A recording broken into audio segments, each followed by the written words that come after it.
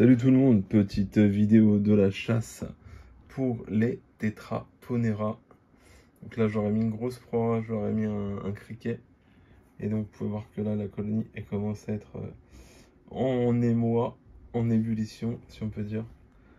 Parce qu'il y a un criquet, effectivement, elles vont le traquer. Je sais pas si on va bien voir avec l'image. Hop. Donc là le criquet. Pour le moment, il vit encore sa plus belle vie, entre guillemets, si on peut dire, hein, avant que les fourmis lui tombent dessus. Alors, ça peut effectivement paraître cruel, mais bon, après, c'est de la chasse, quoi.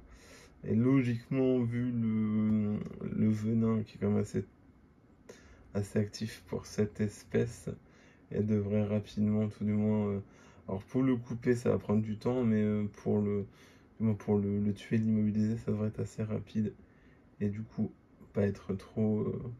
traumatisant pour la proie, si on peut dire. Voilà. On peut voir que voilà, elles sont en train de chercher et tôt ou tard elles vont trouver comment le choper. Voilà, hop, faut que ça saute plutôt bien. Voilà, hop là ça y est, c'est parti.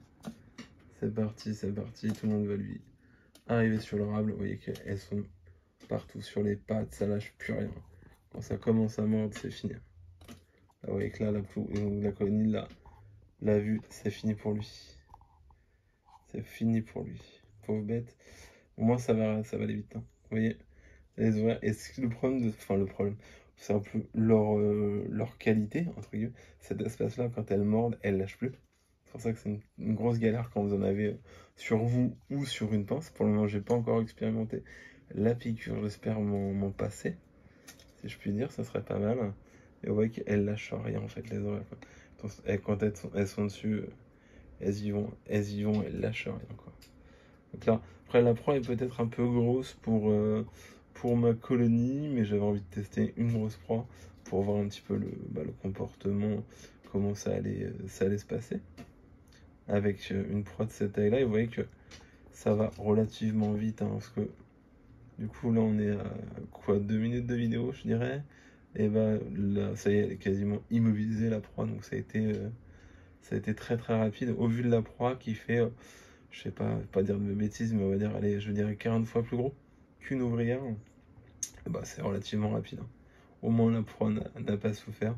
Et là, elles vont avoir de quoi manger pendant une bonne semaine, quoi. Là, hop, vous voyez que là, c'est la fin. Là, je pense que c'est plus que les nerfs, puisque vous voyez qu'il marche plus droit, ce criquet. Là, il est plutôt en mode perdu. Je pense que là, c'est l'effet, je sais pas si un neurotoxique ou autre sur ça, mais on peut voir les ouvrières aux alentours. Elles sont quand même au taquet. Vous voyez que là, c'est la fin pour notre comparse, le criquet. Voilà, hop. Il se débat quand même, hein, mais on peut voir que là, les fourmis sont sur lui. Ce qui est marrant, c'est qu'il s'attaque aux pattes.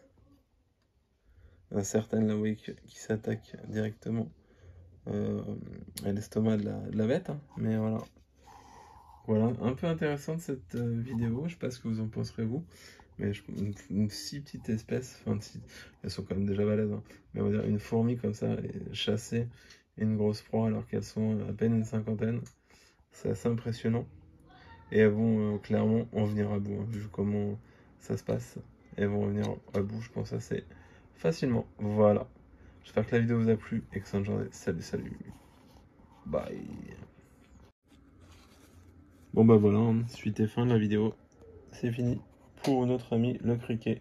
Et ça a mis en tout à peu près 4 minutes. Donc c'était assez rapide. Maintenant, elles vont s'amuser à le dépioter. Comme cette espèce ronge tout, c'est même pas un problème avec la chitine de cet insecte. Hein, ils vont le bouffer sans problème.